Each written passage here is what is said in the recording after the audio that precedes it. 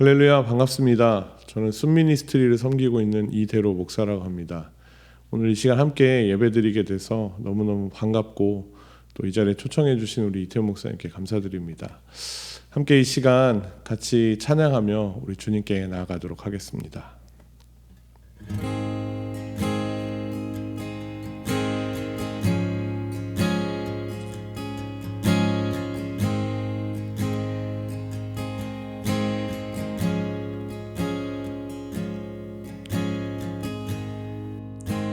주님 곁으로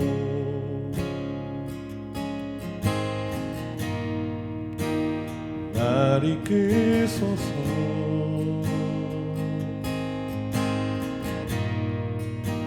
내 모든 것 다 드리며 주 음성 듣기 원하네.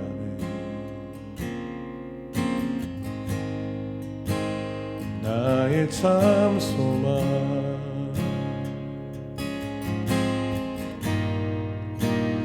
그 무엇과도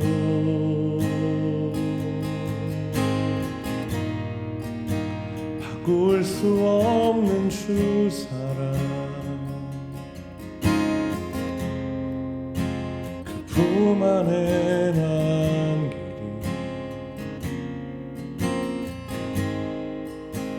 주님의 길로 인도하소서.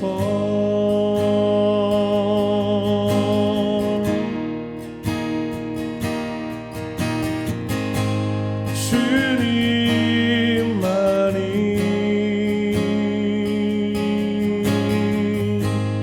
내 모든 것 되시니 주님만을 더 알게 하소서.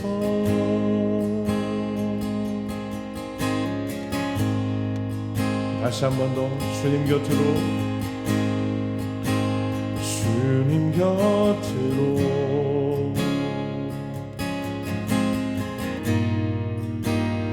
날 이끄소서.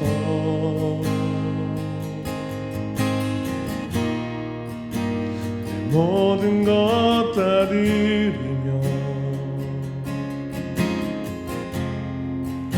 주 음성 듣기 원하네.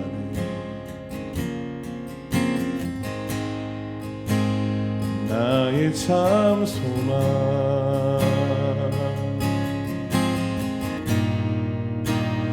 그 무엇과도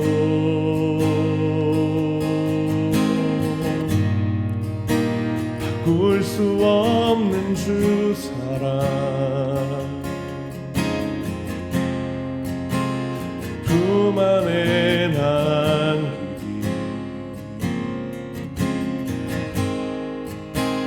주님의 길로 인도하소서.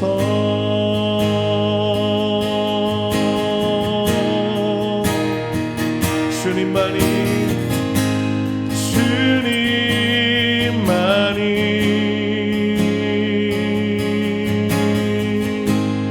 내 모든 것 되시니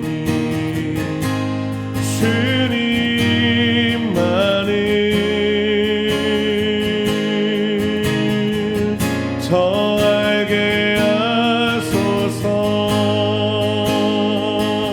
주님만이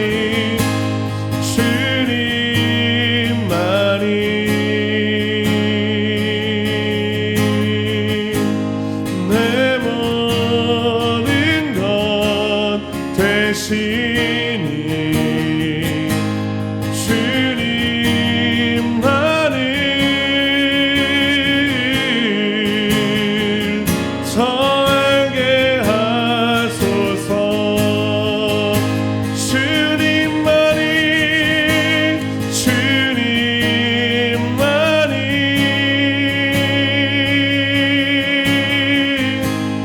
내 모든 것 되시니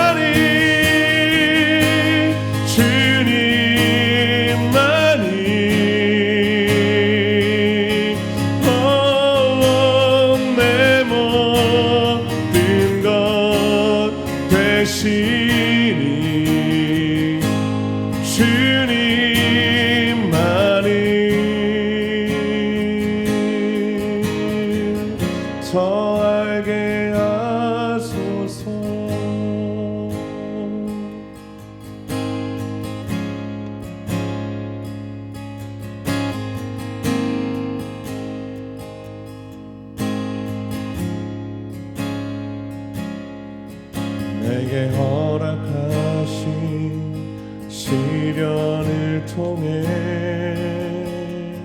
나의 믿음 더욱 강하게 자라나고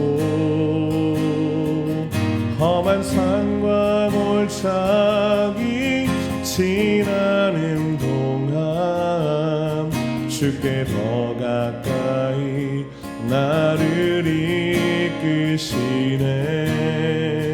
내가 겪는 시험이 어렵고 힘겨워도 내 주님보다 크지 않네. 내 앞에 바다가 갈라지지 않으면 주가 나로 바다 위 걷게 하리. 나는 믿네. 주의 능력으로 내 삶 새롭게 되리. 나는 믿네. 주의 능력으로 담대히 나가리라. 주와 함께 싸워 승리하리라. 날마다 믿음으로 나 살아가리.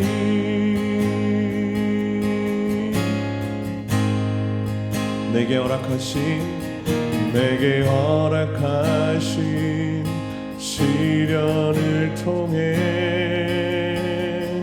나의 믿음 더욱 강하게 자라나고 험한 산과 골짜기 지나는 동안 주께 더 가까이 나를 이끄시네.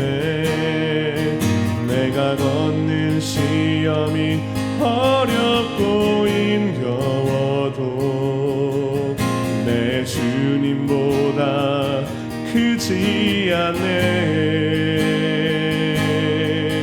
내 앞에 바다가 갈라지지 않으면 주가 나로 바다 위 걷게 하리. 나는 믿네. 주의 능력으로 내 삶 새롭게 되리. 나는 믿네. 주의 능력으로 담대히 나가리라. 주와 함께 싸워 승리하리라. 날마다 믿음으로 나 살아가리. 나는 믿네. 주의 능력으로 내 삶 새롭게 되리. 나는 믿네. 주의 능력으로 담대히 나가리라. 주와 함께 싸워 승리하리라. 날마다 믿음으로 나 살아가리. 내 영혼이 확정되고 내 영혼이 확정되고 확정되어 싸우니 믿음의 눈 들어 주를 바라봅니다. 내 영혼이 확정되고 확정되어 싸우니 믿음의 눈 들어 주를 바라봅니다. 주를 찬양할 때에 주를 찬양할 때 주의 나라 힘이 임했네. 그의 영원한 나라 포기하소서.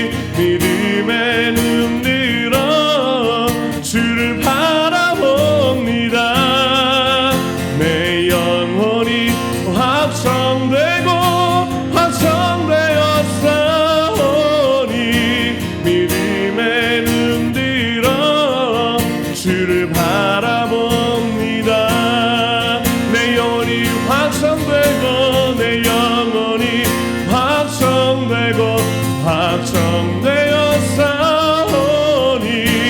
믿음의 눈 들어 주를 바라봅니다. 내 영혼이 확정되고 확정되었사오니 믿음의 눈 들어 주를 바라봅니다.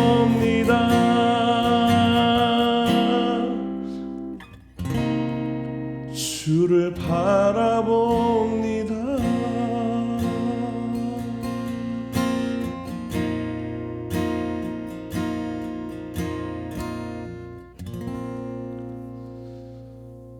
아멘.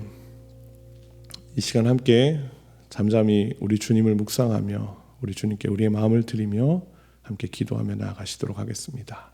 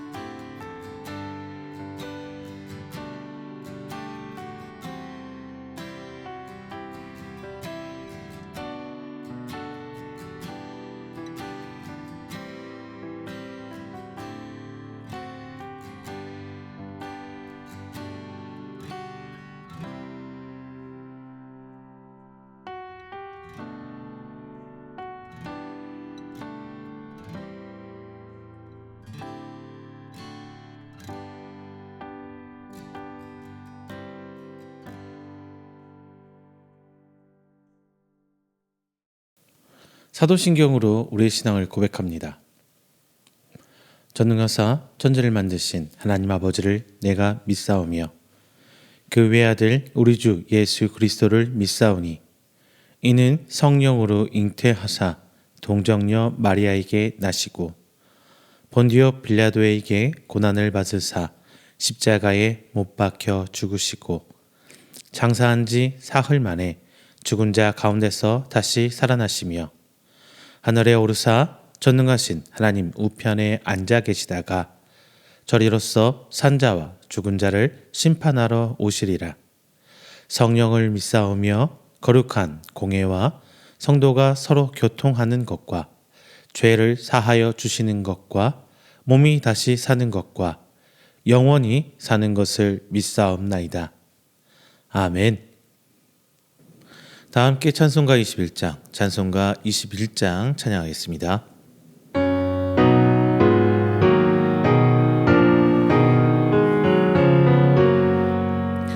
나 찬양하여라 전능왕 창조의 주께 내 오나 주 찬양 평강과 주님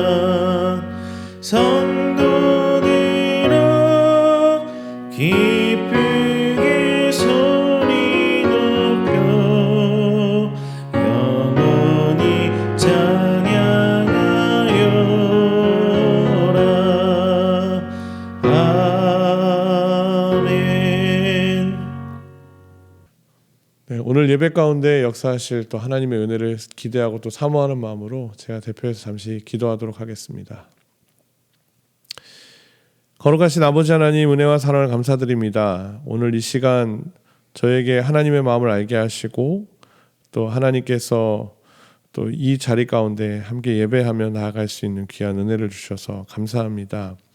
하나님, 한 주간의 우리의 삶을 돌아봅니다. 우리의 삶의 연약한 부분들, 우리의 못난 모습들, 하나님을 믿는다 하면서도 여전히 하나님을 의지하지 못하고 살아왔던 우리의 부족한 모습들이 있음을 보게 됩니다.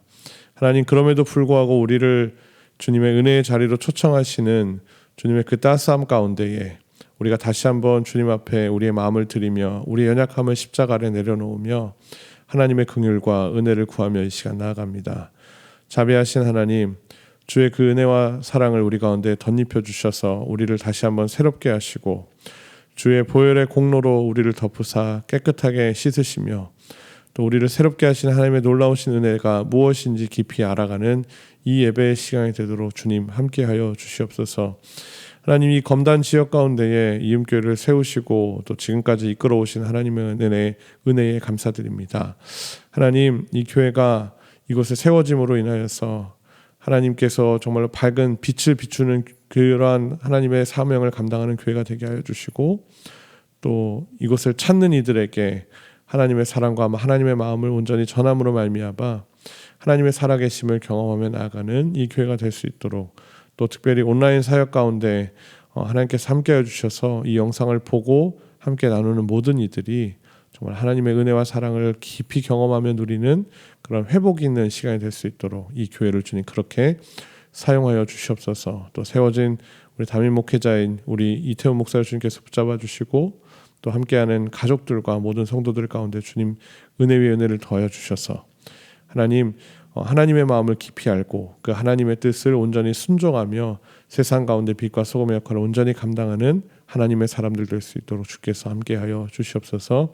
주님, 오늘 이 예배 가운데 오셔서 우리에게 하나님의 말씀을 우리 가운데 들려주시고 또 그 말씀을 통하여서 우리의 심령이 새로워지고 변화를 받아 하나님의 기뻐하시고 선하시고 온전하신 뜻이 무엇인지 분별하며 나아가는 이 시간이 되도록 함께하여 주시고 무엇보다도 주님의 영광 가운데에 주님의 그 마음을 깊이 알아 정말 그 주님의 뜻을 온전히 순종하며 나아가는 믿음의 사람들로 세워질 수 있도록 이 예배 가운데 주님 함께하여 주시옵소서.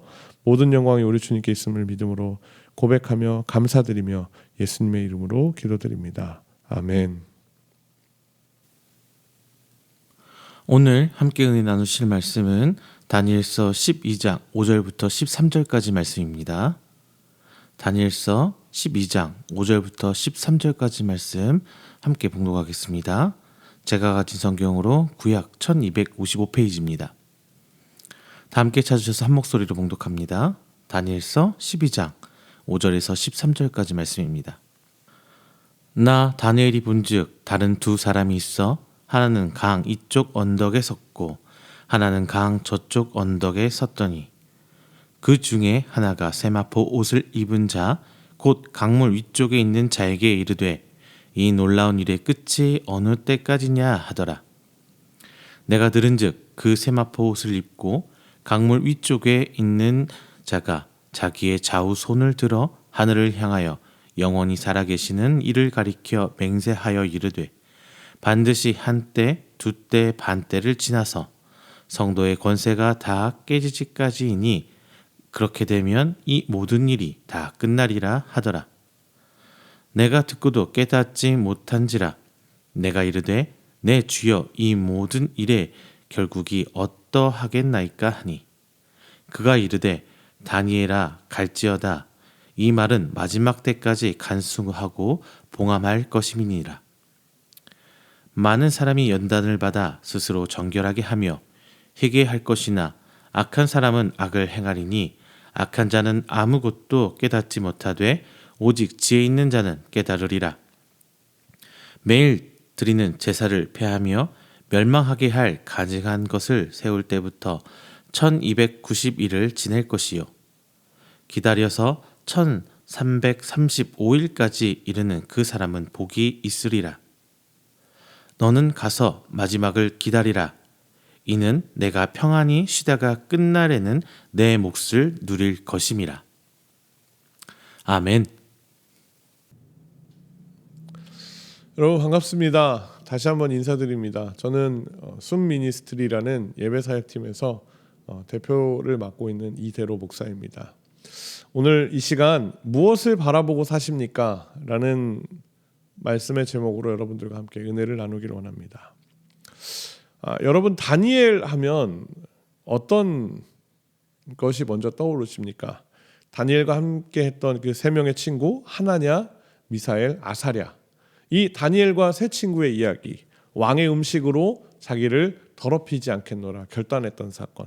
또 다니엘의 세 친구가 왕이 만든 신상에 절하지 않음으로 인해서 풀무불에 들어갔지만 멀쩡하게 살아 돌아왔던 그 사건. 또 왕의 명령을 어기고 하루 3번 창문을 열고 하나님께 기도했던 그 다니엘이 사자굴에서 멀쩡하게 돌아온 사건. 우리가 생각하는 이 다니엘서에 기록된 다니엘에 대한 어떤 이미지는 이 정도가 있지 않을까 하는 생각을 해봅니다. 네, 맞아요. 이것만으로도 사실 우리는 이 사건들만 해도 다니엘이 어떤 사람이었는지, 그가 어떤 신앙을 가지고 살아갔던 사람인지 우리는 잘 알 수 있습니다. 그런데 다니엘서를 조금 더 깊이 읽고 묵상을 하다 보면 다니엘이 정말 하나님 앞에 기도의 사람이었다라는 것을 아실 수 있을 거예요. 그리고 그 기도를 통해서 하나님은 다니엘에게 환상을 통해 혹은 꿈을 통해 또 하나님의 천사들을 통해서 하나님의 은밀한 계획들을 다니엘에게 끊임없이 말씀하고 계셨음을 알 수 있습니다. 우리가 흔한 말로 하나님의 마음, 하나님의 뜻을 아는 여러 가지 방법 중에 가장 좋은 것이 바로 하나님의 말씀을 통해서 또는 하나님과 대화하는 시간, 즉 기도의 시간이라고 이야기를 합니다. 실제로 다니엘은 다니엘 9장의 말씀을 보면은 예레미야서에 기록된 그 말씀을 읽다가 하나님의 마음을 깨닫고 하나님 앞에 금식하면서 베옷을 입고 기도하기 시작했다라고는 구절이 기록되어 있기도 해요. 이러한 다니엘의 삶을 보면 저는 참 부럽다, 대단하다 등등 여러 가지 생각을 하게 됩니다. 어떻게 저런 믿음을 가질 수 있을까? 어떻게 저렇게 자신에게 주어진 그러한 삶 앞에 하나님의 그 마음을 가지고 초연하게, 의연하게 반응할 수 있었던 것일까? 저는 이러한 여러 가지 마음들이 들었지만 다니엘에게 가장 부러웠던 것 중에 하나가 바로 하나님의 뜻을 깨닫고 슬퍼할 수 있다라는 것이었습니다. 그리고 다니엘을 부를 때에 천사가 와서 다니엘에게 너는 하나님의 사람, 하나님의 사랑을 받는 자, 너 다니엘아 라고 불러주는 그 다니엘을 부르는 호칭이 너무나도 부러웠어요. 여러분, 우리가 예배를 드리면서 제일 간절한 게 무엇입니까? 은혜 받기를 사모하는 거잖아요. 그렇죠? 하나님의 은혜를 받고자, 하나님의 그 뜻을 알고자, 하나님의 사랑을 알고자 우리는 그렇게 예배 가운데 기도하며 하나님의 마음을 구하지 않습니까? 그런데 다니엘은요, 하나님의 그 뜻을 깨닫고 3년을 슬퍼하며 통곡하며 자신의 삶을 보냈다라고 성경은 기록하고 있습니다. 여러분, 다니엘의 그 슬픔이 정말 단순히 다니엘의 감정이었을까요? 저는 그것은 아니었을 거라고 생각합니다.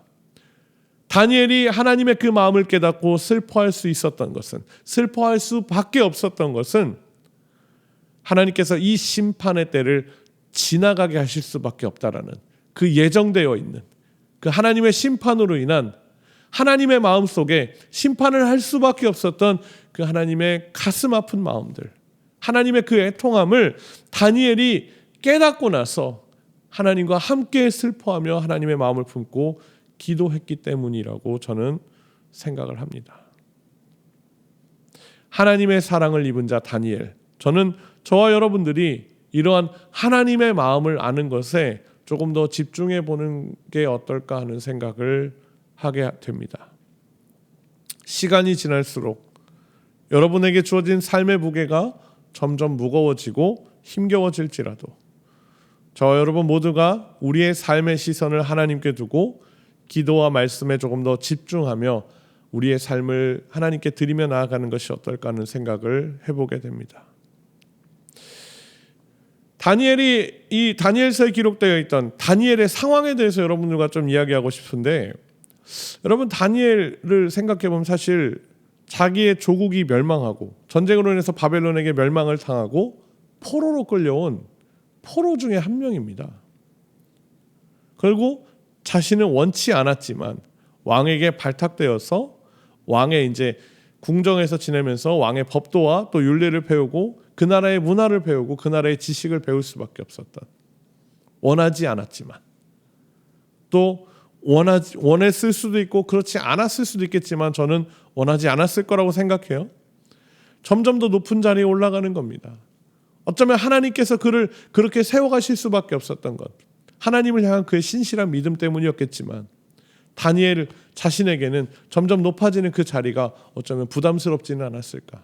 우리가 생각해 보기에는 다니엘은 정말 모든 것을 다 가졌을 것 같은 포로였지만 그 포로의 삶을 뛰어넘은 정말 엄청난 사람이라고 생각할 수 있잖아요. 그런데 제가 생각하는 다니엘은 그게 정말 다니엘이 원하는 삶이었을까를 한번 생각해 보게 되더라는 거죠. 조국의 멸망을 다니엘이 바랐을까요? 포로로 잡혀와서 살아가는 것이 정말 다니엘이 원했던 삶이었을까요? 어쩌면 다니엘서가 기록된 이 말씀의 시작부터 오늘 우리가 읽었던 이 본문까지 다니엘의 삶을 쭉 돌아보면 그가 원했던 삶보다는 원치 않았던 순간의 삶이 더 많았을 거라고 저는 생각을 합니다. 즉 상황만 두고 본다면 다니엘이 원해서 살아가던 삶은 적어도 다니엘서가 시작한 그 순간부터는 거의 없었을 거라는 거예요. 오히려 그러한 다니엘이 원치 않았던 그러한 어려운 상황 가운데서도 그는 하나님을 신실하게 의지하며 하나님의 말씀을 붙들고 기도하는 사람이었기 때문에 오늘날 우리가 그의 삶의 모습을 보며 그의 신앙의 모습을 보며 어떻게 우리 자신도 하나님 앞에 살아가야 될지를 생각하게 만들 수밖에 없었던 그런 위대한 믿음의 사람으로 거듭나게 되었다라는 거죠. 이러한 상황 가운데서 오늘 다니엘서의 마지막 말씀이 저에게는 큰 울림을 주었습니다. 다니엘서에 기록된 오늘 이 다니엘이 본 마지막 환상이 바로 오늘 본문의 말씀입니다.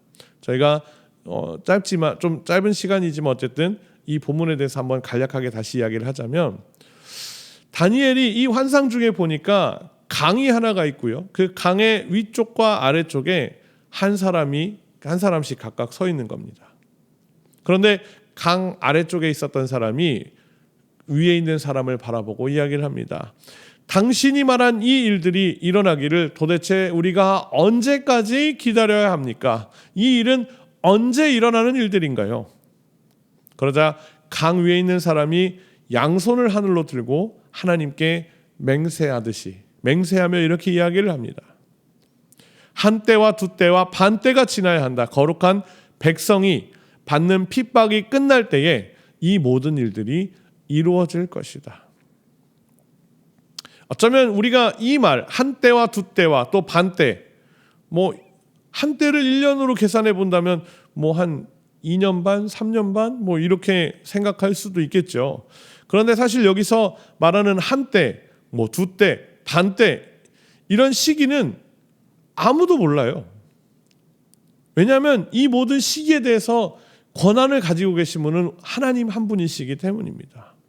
하나님만이 그 때를 아시고 이 모든 일이 일어날 그 타이밍에, 하나님이 원하시는 그 타이밍에 이 일들이 일어나게 될 거라는 거예요. 그렇다면 중요한 것은 무엇일까요? 다니엘에게 말씀하셨던 그 일이 언제 일어날지, 우리는 언제라는 것에 포커스를 둘 수 있겠지만 사실 언제 일어날지는 하나님만이 아시니까 아무도 알 수가 없어요. 그러나 그 일이 언젠가는 반드시 일어날 거라는 게 중요하다라는 겁니다. 시기는 알 수 없으나 그 일이 분명 일어난다고 하면 여러분은 어떻게 해야 할 거라고 생각하십니까? 그 일어날 다가올 어떤 그런 거대한 심판의 때, 환란의 때를 준비해야 되지 않을까요? 다니엘이 이러한 하나님의 뜻을 하나님의 마음을 몰랐을까요? 그럼에도 불구하고 다니엘은 그렇게 기도를 많이 했음에도 불구하고 이 환상을 통해 그 일이 어느 시점에 일어날지가 궁금했었던 것 같습니다. 이 일의 모든 결국이 어떠하겠습니까? 라고 다니엘이 물어요. 그러자 천사는 가라. 이 말씀은 마지막 때까지 은밀하게 간직되고 감추어질 것이다. 사실 이 본문만 놓고 보자면 이 말씀을 듣는 것조차 이 당시에는 지극히 한정된 다니엘이라는 그 한 사람에게만 공개가 되었는데 더더욱 말씀의 뜻, 그 일어날 시점 등에 대해서는 아무런 대답도 해주지 않으셨던 거예요. 궁금한 것에 대해서는 답변이 없었는데 이 말씀, 이 상황을 통해서 정작 천사는 다른 중요한 메시지를 오늘 다니엘에게 그리고 이 말씀을 읽는 저 여러분들에게 메시지를 던져주고 있는 겁니다. 저는 그 세 가지 포인트를 여러분과 함께 나누고자 해요. 첫 번째는요, 정결함입니다. 제가 생각하는 이 메시지의 핵심 첫 번째는 정결함이에요. 여러분 10절을 보니까 이런 말씀이 있습니다. 많은 사람이 연단을 받아 스스로 정결하게 하며 희게 할 것이나 악한 사람은 악을 행하리니 악한 자는 아무것도 깨닫지 못하되 오직 지혜 있는 자는 깨달으리라. 연단이라는 말이 의미가 무슨 뜻일까요? 제가 사전을 찾아보니까 이런 의미들이 있더라고요. 쇠붙이를 불에 달군 후에 두드려서 단단하게 함, 몸과 마음을 굳세게 함, 또 어떤 일을 반복하여 익숙하게 됨 또는 그렇게 함. 국어사전에 실제로 기록되어 있는 연단이라는 단어의 뜻입니다. 불에 달궈지고 두드리는 그 과정을 통해서 불순물이 제거됨으로 정결해지는 그러한 사람도 있겠죠. 그러나 이러한 연단의 과정이 싫다고 하여 도망치며 여전히 악을 행하는 사람들도 있을 거라고 천사는 우리에게 경고해주고 있는 겁니다. 중요한 것은요, 이러한 연단의 과정을 통해서 우리는 하나님께서 원하시는 그 정결한 삶을 우리의 삶 가운데서 살아내야 한다라는 겁니다. 저는 예배 사역을 하면서 어쨌든 청년들을 이렇게 많지는 않지만 조금씩 만납니다. 그런데 청년들의 삶을 만난다고는 하지만 저도 이제 청년의 때 지나서 이제 작년의 때로 넘어왔으니까요. 요즘 청년들의 삶에 대해서 잘은 좀 이해를 못하지만 TV나 SNS 같은 그런 매체들을 통해서 청년들의 삶을 주로 보게 돼요. 그런데 그런 매체들을 통해서 제가 이 세대를 좀 어떻게 정의를 해야 될까 고민을 했는데 한마디로 이렇게 정의를 해보았습니다. 부끄러움을 모르는 세대. 어떤 세대요? 부끄러움을 모르는 세대. 저는 이 세대의 사람들을 보면서 무엇이 부끄러운지를 모르는 세대, 모르는 사람들 같다는 생각이 들었습니다. 예전 같으면 부끄러워해야 할 그런 모습들이 공개됨으로 인해서 오히려 많은 사람들에게 박수를 받는 이런 일들이 있어요. 감춰야 될 것들을 드러내면서 감춰야 되는데 누가 생각해도 저걸 드러내는 게 참 좀 부끄러울 것 같은데 그러한 것들을 드러냄으로써 칭찬해주고 와 하면서 엄지척해주는 비밀스러운 일들, 조금은 감춰줘야 될 것들이 드러냄으로써 오히려 부끄러워야 되는데 당당해지고 있는 그러한 모습들을 보면서 저는 이 세대를 부끄러움을 모르는 세대가 아닌가라는 생각을 하게 됩니다. 어쩌면 이러한 마음이 좀 꼰대 같아 보일 수 있겠지만 성경에도 그런 모습들이 종종 나옵니다. 일례로 창세기 19장에 보면 소돔성에 사는 롯의 집에 들어간 두 천사를 본 그 소돔 사람들이 롯의 집 앞에 몰려와서 오늘 밤 내게 온 사람들이 어디 있느냐? 그를 밖으로 이끌어내라. 우리가 그들을 상관하리라 라고 기록되어 있어요. 여기서 말하는 그 상관이라는 건 성적인 관계를 의미합니다. 그런데 몰려온 사람들이 여자들이 아니라 남자들이었던 거예요. 동성애를 하겠다는 거죠. 그게 그냥 그 사람들 사이에 집단 성행위, 동성애가 만연했을 만큼 정말 처절하게 부끄러움을 모르는 세대들이 있었던 겁니다. 이외에도 신약 성경에도 그런 비슷한 뉘앙스의 글들이 꽤 많아요. 로마서 1장에도 나중에 찾아보시면 나올 거고요. 하나님은요, 이 부끄러움을 모르는 세대들을 향해서 언제나 악하다라고 한 단어로 정의하셨습니다. 기준이 흐릿해지고 모호해짐으로써 무엇이 옳고 그른지를 판단할 수 없는 분별이 없는 세대, 이런 악한 세대를 향해서 하나님은 언제나 심판을 예고하셨습니다. 예수님께서 이 땅에 오신 뒤로 우리가 착각하는 게 하나 있어요. 예수님을 믿으면 다 구원받는데요. 사실 이건 변하지 않는 진리입니다. 이게 잘못됐다는 게 아니에요. 예수 믿으면 구원받습니다. 우리의 착각은 뭐냐 하면 우리가 예수님을 믿는다고 고백을 하고 구원을 받았으니 이제는 우리의 삶은 어떻게 해도 상관없지 않냐라는 착각인 거예요. 목사님, 저는 그렇게 생각해 본 적 없는데요. 네, 그렇게 이야기하는 분들이 대부분 다 그렇게 반문을 하시죠. 그런데 무엇을 통해서 알 수 있냐? 우리의 삶의 모습들을 돌아보면 알 수 있어요. 저와 여러분들의 삶을 한번 가만히 돌아보시죠. 하나님 앞에 서서 무엇이 옳고 그른지 말씀을 통해서 우리는 알아요. 알지만 매번 실수하고 넘어지고 지었던 죄를 또 반복하고 또 반복해서 넘어지고 이게 계속 반복이 되잖아요. 수련회 같은 때 아이들 기도회 시키면 항상 시작하는 게 회개기도부터 시작하잖아요. 무슨 지은 죄가 그렇게 많다고 많이들 울면서 기도하는데 저는 괜찮아요. 이것까지는 괜찮아요. 왜냐하면 내 죄가 무엇인지를 알고 엎드릴 수 있는 건 아직까지 내 영이 그만큼 살아서 깨어있다라는 증거예요. 그런데 정작 중요한 건 뭐냐? 이러한 나의 연약함이 실수가 반복되고 일어서고 다시 넘어지고 이것이 반복하면서 그것을 멀리하게 되는 것이 아니라 그래 뭐 하면서 무뎌지기 시작하면 그때는 정말 죄를 돌이키기가 쉽지 않다라는 게 이게 문제인 겁니다. 죄를 모르는 것보다도 더 무서운 건 아는데도 무뎌져서 별 반응이 없다라는 거예요. 누가복음 7장에 보면 피리를 불어도 춤을 추지 않고 곡을 해도 울지 않는 세대에 대해서 예수님께서 말씀하십니다. 그렇게 말씀하고 있는 그 대상들이 누구였냐? 스스로가 하나님의 백성이라 자부하고 있던 유대인들을 향해서였어요. 그들 스스로는 나는 하나님께서 택하신 백성이야. 하나님의 사람이야. 하나님의 선민이야. 그렇게 얘기하지만 예수님께서는 그들을 향해서 너희들은 이미 무뎌지고 무감각해져 있다라고 예수님께서는 말씀하고 계셨던 겁니다.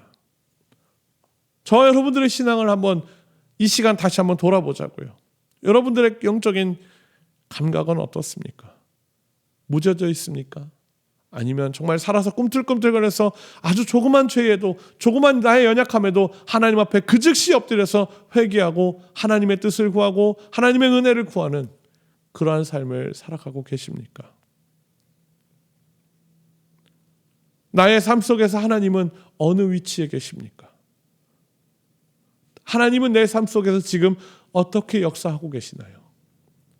나는 하나님께 얼마나 나의 삶을 드리고 있는지 또 그 내 삶을 인도해 주시는 그 하나님께 나는 얼마만큼의 감사를 드리고 있는지 우리를 스스로를 점검할 수 있는 그런 지표는 수도 없이 많은데 그 지표들 앞에서 우리는 어떤 답을 내릴 수 있겠냐는 겁니다. 혹시 이런 생각하지 않으십니까? 에이, 그래도 나 정도면.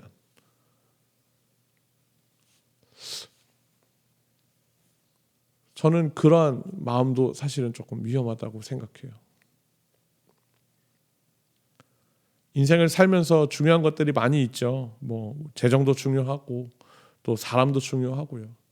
그런데 하나님께서 우리가 성경을 통해서 알고 있지만 불면 날아갈 것들, 흩으면 다 사라질 것들입니다. 정말 중요한 건 앞서 말씀드렸던 것처럼 어느 때일지는 알 수 없으나 분명한 하나님의 그 심판의 때, 우리가 그때가 오지 않더라도 우리가 결국 하나님 앞에 서야 하는 그때는 반드시 오더라는 거죠. 누구나 다 죽음 이후에 하나님의 그 심판대 앞에 서게 되는 순간이 오게 되더라는 겁니다. 예수님께서는 복음서를 통해서 수없이 하나님의 앞에 설 때가 온다는 것을 말씀하셨는데 어째서 우리는요? 아까 서두에 말씀드렸던 것처럼 이 예배를 통해서 하나님께서 나를 사랑하시는지 나에게 은혜를 부어주시길 원하는지에만 포커스를 맞추고 있지 않냐.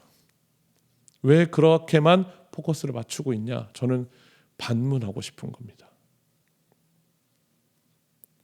여러분 이제는 적어도 이 말씀을 함께 들으시는 저와 여러분들만이라도 우리의 삶을 하나님 앞에서 좀 돌아보았으면 좋겠습니다.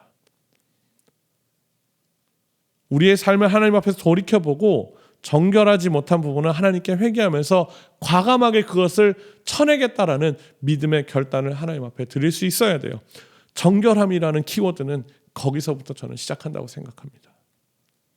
말씀 앞에 서면 우리의 연약함, 우리의 부끄러움이 다 드러납니다. 다니엘서 9장에서 다니엘이 자기 선조들의 죄를 기억하며 가슴을 치면서 울고 회개했던 것처럼 여러분의 삶을 두고 우리가 가슴을 치며 통곡하고 회개하며 하나님 앞에 나의 연약함을 고백하고 또 주님의 도우심을 구하는 그러한 과정들을 통해서 여러분 삶의 정결함을 다시 한번 회복해 나가시는 저와 여러분들이 되셨으면 좋겠습니다. 두 번째는요. 이 다니엘 오늘 본문을 통해서 이 천사가 말씀하고자 했던 두 번째 키워드는 저는 지속성이라고 생각을 합니다. 11절 말씀에 이런 구절이 있습니다. 매일 드리는 제사를 폐하며 멸망하게 할 가증한 것을 세울 때부터 1290일을 지낼 것이요 라는 이런 말씀이 있어요. 사실 보고 싶은 걸 본다고 매일 드리는 제사를 폐하며라는 이 키워드가 저의 눈에 확 들어오더라고요. 구약성경 레위기에 보면요. 제사장이 항상 해야 하는 일 중에 하나가 제단의 불을 꺼지지 않게 하는 것이었습니다. 나무를 제단 위에서 태우고 또 번제물과 화목제물에 기름을 부어서 불이 꺼지지 않도록 하는 그 일. 그래서 이 불이 꺼지지 않기 위해서는 24시간 항상 누군가 그 제단을 지키고 있어야 했어요. 우리가 하나님께 우리의 마음을 지키는 일도 마찬가지입니다. 매일 하나님을 예배하는 그러한 삶이 필요해요. 자신이 하루 3번 하는 그 기도를 한 달만 쉬면 아무 탈 없이 지나갈 수 있었을 것을 다니엘은 그럼에도 불구하고 창문을 열고 하나님 앞에 하루에 3번 매일 감사하는 기도를 드렸다라고 성경은 이야기를 합니다. 구약의 마지막 사사였던 사무엘은 나는 하나님께 기도시는 죄를 범치 않을 것이라고 고백하기도 했어요. 신앙의 거장들은요, 지속성이 주는 그 영적인 유익에 대해서 너무나 잘 알고 있었던 사람들이었습니다. 우리가 밥 먹기 전에 기도하는 것처럼 우리의 삶을 두고 매 순간 끊임없이 기도하며 나아가는, 하나님을 예배하기를 간절히 사모하며 나아가는 그러한 삶의 지속성이 우리에게 필요하다라는 것을 천사는 이 본문을 통해서 저는 말씀해 주고 있다고 생각해요. 그래서 저는 저와 여러분들이 매일 하나님 앞에 예배하고 매일 하나님 앞에 기도하며 매 순간 하나님께 집중하는 그러한 지속적인 신앙생활을 이어나가실 수 있었으면 좋겠습니다. 마지막 3번째입니다. 기다림입니다. 인내. 13절 말씀을 보면 너는 가서 마지막을 기다리라 라는 말씀이 기록되어 있습니다. 그런데 이 마지막을 기다리라고 하는 이 말씀에 대해서 새번역 성경에는 뭐라고 이제 번역하고 있냐면요. 너 다니엘아 너는 끝까지 신실하여라 라고 번역하고 있습니다. 그리고 12절 말씀에도 보면 1335일까지 이르는 사람은 복이 있으리라 라고 기록되어 있기도 해요. 이 1335일이 뭔가 좀 특별한 어떤 상징적인 의미를 갖고 있을 거라고 저는 생각을 합니다만 그거에 저는 포커스를 두고 싶은 게 아니라 끝까지 마지막까지 주님을 기다리는 신실하게 주님을 기다리는 그 믿음을 지켜나가는 것이 필요하다라는 것을 말씀드리고 싶은 거예요. 사실 조금 더 깊이 들어가야 될 이야기로 종말론에 대해서 이야기할 수 있지만 이 종말론의 핵심만 간단히 얘기하면 아까 계속해서 제가 얘기했던 것, 언제 어느 때인지는 알 수 없으나 이 세상의 마지막이라는 것이 올 그때가 반드시 있다라는 것을 이 종말론에서는 이야기를 하고 있거든요. 그런데 결론부터 이야기하면 때와 시기가 중요한 것이 아니라 그 때가 언제 올지는 알 수 없으나 우리가 그 시기를 대비해서 어떤 믿음을 가지고 살아갈 것인지를 하나님 앞에 진지하게 고민하며 삶을 살아내야 한다는 것입니다. 누군가를 기다려 본 적 있으십니까? 기다리는 건 사실 좀 많이 지루하죠. 또 뭔가 좀 될 만한 것들 이제 계속 좀 예를 들어서 뭐 어떤 프로젝트나 일이 진행되고 있을 때 좀 기다려야 되는 그 공백 기간이 있는데 될까 안 될까 초조해하는 그 순간 경험해 보신 적이 있는 분들이 있을 거라고 생각합니다. 근데 그런 일을 만나게 되면 저는 무슨 생각부터는 그냥 포기할까? 마음이 너무 약하고 좀 약간은 부정적인 그런 마음들이 제 안에 있는 것 같아요. 포기할까라는 생각을 가끔 하게 됩니다. 그런데 이럴 때 필요한 것이 저는 인내라고 생각해요. 기다린다라는 것은 인내가 필요합니다. 참고 기다림이 필요합니다. 언제 다시 오실지 알 수 없는 기약이 없는 그 상황을 견뎌야지만 이 믿음의 경주를 끝까지 완주할 수 있습니다. 신약 성경에 나오는 사도 바울, 요한, 베드로, 야고보 같은 우리가 익숙히 알고 있는 예수님의 제자들, 많은 사도들의 글 말미에 보면 주님을 기다리기 위해서 그들이 어떤 믿음의 싸움을 해야 할지에 대해서 각자의 방법을 우리에게 제시해주고 있습니다. 그들이 주님을 기다리는 이유는 간단합니다. 주님이 우리 삶에 있어서 가장 중요한 분, 가장 좋으신 분이라는 사실을 그 누구보다 분명하게 경험했고 알고 있기 때문입니다. 그래서 저는 여러분들에게 주님이 어떤 분이신지를 먼저 깊이 경험하실 수 있었으면 좋겠고, 그렇게 내가 경험했던 그 주님을 끝까지 인내하며 기다리며 그 주님과 함께 동행하는 삶을 살아가라고 말씀드리고 싶습니다. 말씀을 정리하겠습니다. 다니엘의 삶은 사실 상황이 좀 많이 다르긴 하겠지만 어쩌면 오늘을 살아가고 있는 저와 여러분들의 삶의 어떤 모습들과 별반 다르지 않을 거라고 생각합니다. 무언가에 늘 쫓기면서 또 무언가가 좀 부족한 것으로 인해서 늘 힘들어하면서 그런 좀 삶의 여러 가지 고난들, 아픔들이 수시로 우리의 삶을 통과하고 있는, 우리가 원치 않는 그러한 순간들을 더 많이 살아갈 수밖에 없는 그러한 시간을 저와 여러분들이 보내고 있지 않나 하는 생각을 합니다. 그러나 상황이 그러할지라도 다니엘은 그 순간에 하나님을 바라보며 끝까지 주님을 바라보면서 인내하는 그런 마음을 가지고 있었던 사람이었습니다. 늘 하나님 앞에 기도하는 사람이었고, 하나님 앞에 그 정결함을 유지하기 위해서, 하나님의 그 뜻을 잃지 않기 위해서 매일 매순간 하나님께 기도했던 사람이었습니다. 우리가 이 말씀을 통해서 살펴봤던 세 가지 키워드, 정결함과 지속성, 그리고 주님을 기다릴 줄 아는 참고 인내하는 그 마음들을 저와 여러분들이 이 본문을 통해서 오늘 깨달아 아실 수 있었으면 좋겠고, 그렇게 주님을 향한 그 정결한 마음을 가슴에 품고 매일 하나님 앞에 기도하며 하나님과 동행하며 살아가기를 간절히 사모하며, 또 주님 다시 오실 그날을 믿음으로 소망하며 기대하는 저와 여러분들의 삶이 되시기를 예수님의 이름으로 축복합니다. 함께 같이 잠시 기도하겠습니다. 좋으신 하나님, 우리의 삶의 형편과 상황을 너무나 잘 아심에도 불구하고 그 상황을 우리에게 허락하실 수밖에 없는 하나님의 그 마음, 우리가 이 상황을 통과해야지만 하나님의 그 깊으신 뜻을 깨달아 알 수 있기에 그 상황이 우리에게 주어지는 것을 힘겹지만 지켜보실 수밖에 없는 하나님의 마음을 우리가 알기를 원합니다. 다니엘에게 주어진 포로의 삶, 원치 않았지만 하나님께서 계속 인도해 가시는 그러한 삶의 모습들 가운데서 그가 하나님을 바라봄으로 끝까지 하나님을 신뢰하고 하나님께 기도하며 그 믿음을 지켜나갔던 것을 우리가 보게 됩니다. 오늘 이 본문을 통해서 하나님께서는 정결함과 지속성과 기다림이라는 세 가지 키워드를 우리에게 말씀해 주셨습니다.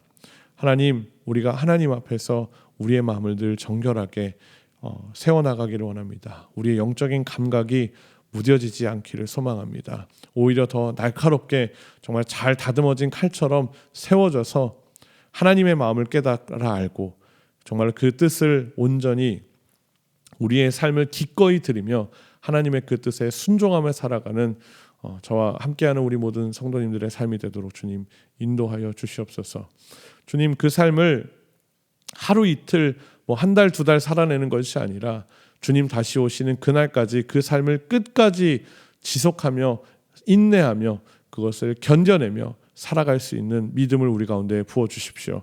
성령님, 우리가 결단할 때에 우리의 의지로는 그것이 되지 않을 것을 주님도 아시고 저와 우리 함께하는 성도님들의 마음속에도 이미 다 알고 있음을 믿습니다. 그러나 주님이 우리 가운데 오셔서 우리의 삶을 인도하실 때에 주님, 우리가 그 주님이 원하시는 삶을 기꺼이 살아내게 될 줄 믿습니다. 주님, 우리의 삶을 도우시고 인도하셔서 가장 하나님을 영화롭게 하는 삶, 정말 주님이 기뻐하시는 그러한 삶을 살아갈 수 있도록 우리의 삶을 붙드시고 인도하여 주시옵소서.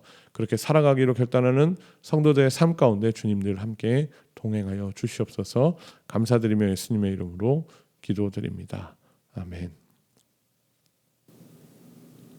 다 함께 찬송가 391장, 찬송가 391장 하시면서 준비하신 예물 하나님께 봉헌하도록 하겠습니다. 찬송가 391장입니다.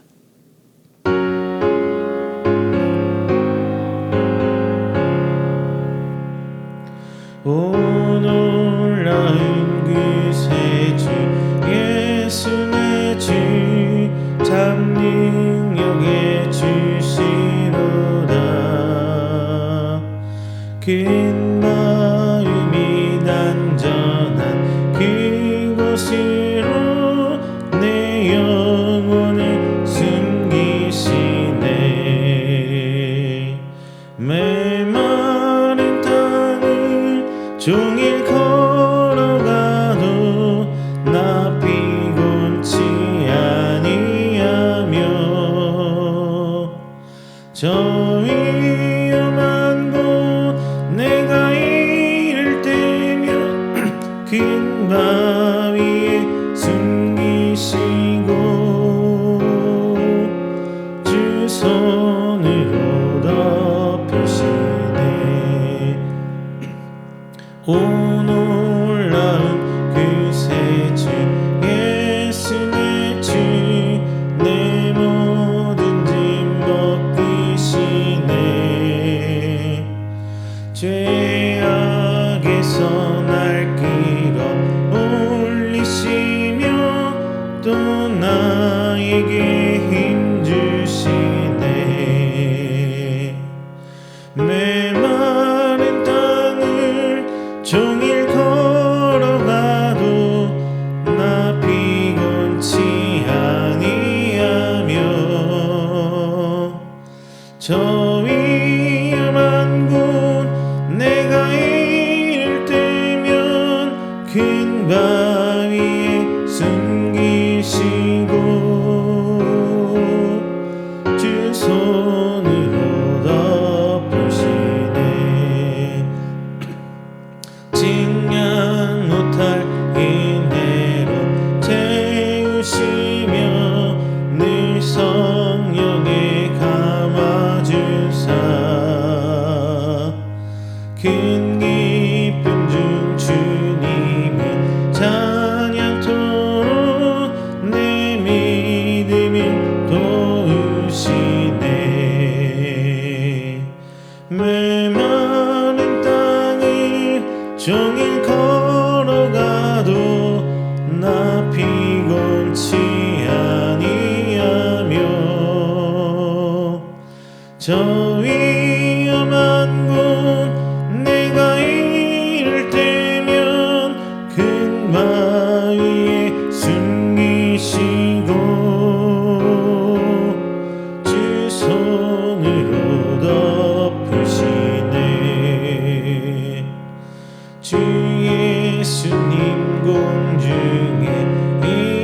하실 때 나 일어나 맞이하리.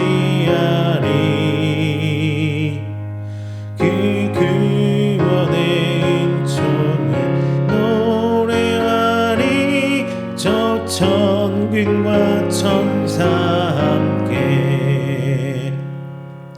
내 마른 땅을 종일 걸어가도 나 피곤치 아니하며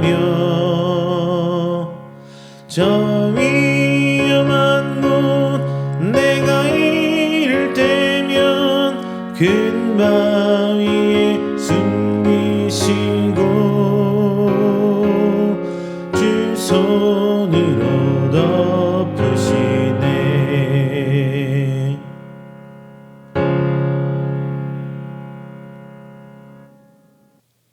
네, 드려진 헌금을 위해서 제가 잠시 기도하겠습니다. 하나님 감사합니다. 하나님께 정말 받은 은혜를 생각하며 이 시간 하나님께 기쁜 마음으로 예물을 드립니다. 드려진 예물 그 손길 가운데 하나님 함께 해주시고 또 각자의 마음의 소원들, 기도의 제목들을 담은 그 예물 가운데 주님 역사하셔서 주님의 마음, 주님께서 저들의 삶 가운데 속히 또 응답하시고 이루시는 역사가 있게 하여 주시고 또 드려진 그 손길들 저들의 삶 가운데에 늘 풍성함으로 채우시는 하나님의 복이 넘쳐나도록 주님께서 저들의 삶 가운데 함께하여 주시옵소서. 이 재정들을 통하여서 쓰이는 곳곳에 하나님의 영광이 나타나게 하시고 또 하나님의 그 영광 가운데에 또 많은 사람들이 옳은 길로 돌아오며 하나님을 알아가는 그러한 곳에 잘 쓰여질 수 있도록 주님께서 함께하여 주시옵소서. 감사드리며 예수님의 이름으로 기도드립니다. 아멘. 다 함께 찬송가 29장 하시고 축도로 오늘 예배 마치도록 하겠습니다. 찬송가 29장입니다.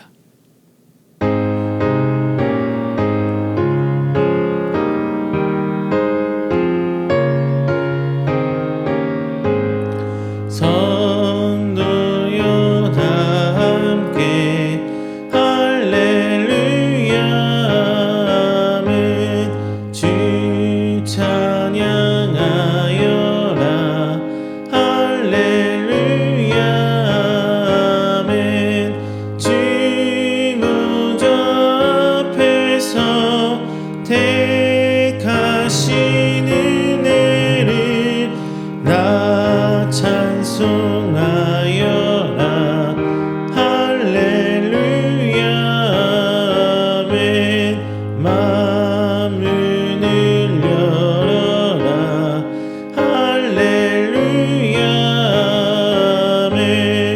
온 하늘 울려라 할렐루야 아멘. 인도자 되시며 친구가 되신 주 그 사랑 끝없다 할렐루야 아멘. 주 찬양하여라 할렐루야 아멘. 찬양은 끝없다 할렐루야 아멘. 거룩한 집에서 주인 총기리며 늘 찬송 부르자 할렐루야 아멘. 네, 축도하겠습니다. 이제는 우리 주 예수 그리스도의 은혜와 하나님 아버지의 크신 사랑과 성령님의 인도하심, 성령님의 교통하심이 다니엘의 마음을 품고 정말 정결한 마음으로 지속성을 가지고 하나님 주님 다시 오시는 그날을 간절히 소망하며 믿음으로 살아가기를 결단하는 사랑하는 모든 성도들의 삶 가운데에, 저들의 가정 가운데에, 사업장 가운데에, 이 나라 이민족 가운데에 이제로부터 영원토록 함께 있을지어다. 아멘.